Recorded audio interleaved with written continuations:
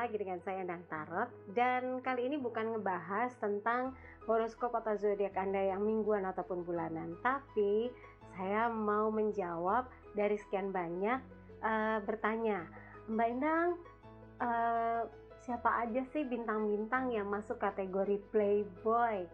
Terus mana yang kira-kira kecenderungan playboynya sedikit? Oke, saya tuh banyak nerima konsultasi dari klien-klien yang datang. Saya biasanya nanya nama dan tanggal lahir. Nah, dari tanggal lahir kan ketahuan tuh zodiaknya. Dari problem-problemnya, dari permasalahannya, saya masukkan kelompok-kelompok, misalnya nih persoalannya ini gitu ya. Dan pasangannya, kalau ada perempuan yang datang, dia mencurhatkan problemnya, percintaannya, saya tanya tanggal lahir pacarnya atau pasangannya, suaminya gitu ya. Nah, di situ saya jadi tahu, oh kecenderungan kalau bintangnya ini tipenya setia, berjuang mati-matian. Nah, dari pengelompokannya saya ambil klasifikasinya dari urutan 60%, 50%, 40%. Kira-kira bintang siapa aja tuh yang punya kecenderungan besar bahwa dia tipenya playboy? Kalau 60% tuh playboy ya. Aduh, siap-siap. Tapi jangan berkecil hati. Itu bukan harga mati, karena masih ada 40% itu untuk apa? Itu adalah stimulus ke arah 2.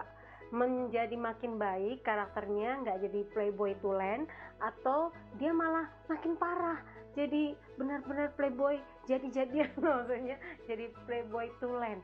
Aduh, itu bisa banyak memakan korban patah hati. Oke, saya akan sebutkan apa sajakah bintang yang kecenderungannya hanya 40%. Kenapa 40%?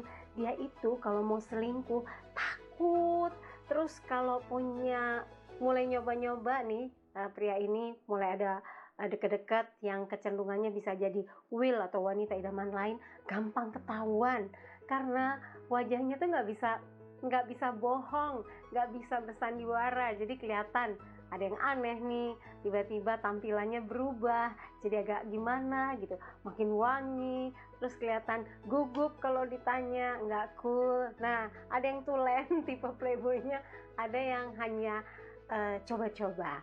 Nah, yang 40% ini saya kategorikan mendapatkan 5 bintang. Kira-kira Anda masuk di kategori yang mana ya? Aquarius itu termasuk orang yang kalau dikatakan playboy itu setengah di bawah setengah, malah berani takut. Kemudian Pisces, Taurus, Virgo, dan Libra.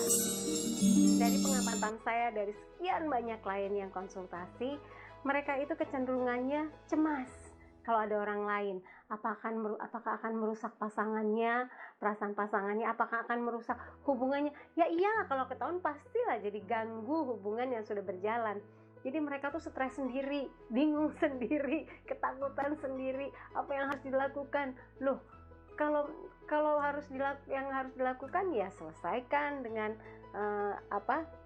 yang menjadi gula-gulanya itu ya, kembali ke pasangan yang sudah dia jalankan selama ini, atau pasangan yang resmi gitu.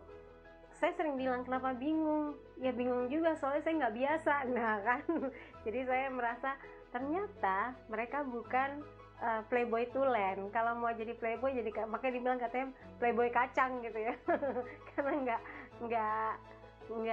nggak bisa secara profesional. Waduh, playboy profesional, bahaya banget. Tapi kelihatan banget kalau dia tuh hanya seperti tergoda, merasakan desir-desir, mencoba mendua, tapi ternyata kurang ahli gitu. Tapi jangan diterusin deh. 40 itu artinya Anda 60% lebih banyak baiknya untuk melanjutkan pada hubungan yang sudah dijalankan. Oke? Pasangan saya bintangnya apa ya? Oke, untuk bintang yang 50% artinya dia harus kuat nih. Kalau salah-salah bisa kecenderungannya ke arah selingkuh atau playboy. Aduh, siap-siap bintang apa saja. Tapi jangan manyun dong. Bisa aja. Kan ada kecenderungan untuk menjadi baik, ada stimulus untuk menjadi baik. Ini berdasarkan mengumpulkan data-data dari ribuan klien yang sudah lama sekali saya kumpulkan datanya. Bahkan waktu di Kalibata dulu ribuan saya kumpulin tuh data tanggal lahirnya. Nah, kalau yang 50% kecenderungannya itu adalah Aries, Cancer, Capricornus, Scorpio. Ayo, jarinya pada nutup bukan ya? Nggak mau ngaku. Iya, tapi di sini sebenarnya lebih menonjol kenapa terjadi dia mencari lagi karena memang untuk menyeimbangkan sosok Aries, Cancer, Capricorn dan Scorpio ini harus dibutuhkan. Kalau perempuannya ini harus orang yang sabar, pengertian, kupingnya panjang, maksudnya mau mendengar dengan sabar ya. Kalau dia marah jangan malah ditimpali, jadi kayak api ada bensinnya, besar, membakar hati. Jadi kalau menghadapi pasangan yang berbintang ini, khususnya buat yang perempuan, harus penuh dengan kasih sayang, menjadi orang yang lebih sabar, dan jadikan dia sarana untuk mendidik Anda menjadi seorang perempuan yang makin tangguh, makin matang.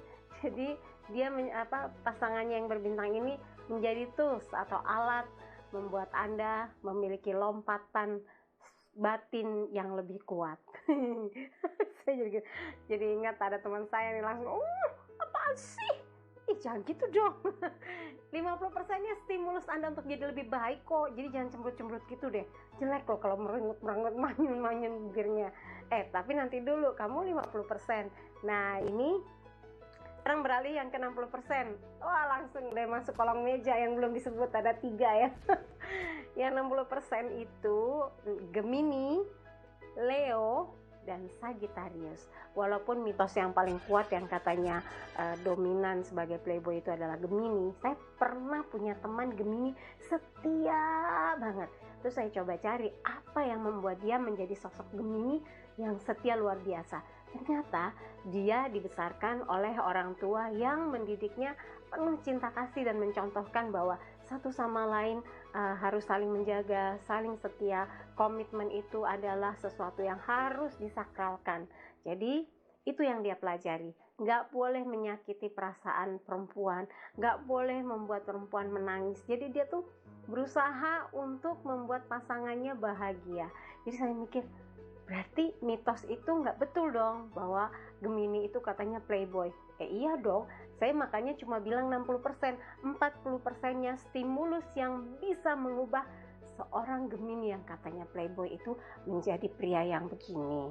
Dan Leo yang katanya keras, dominan, terus abis itu selain dominan menguasai, dalam arti dia tidak mau dikalahkan oleh pasangan. Bisa juga menjadi orang yang lemah lembut, welas asih, dan ingin selalu bersama pasangan.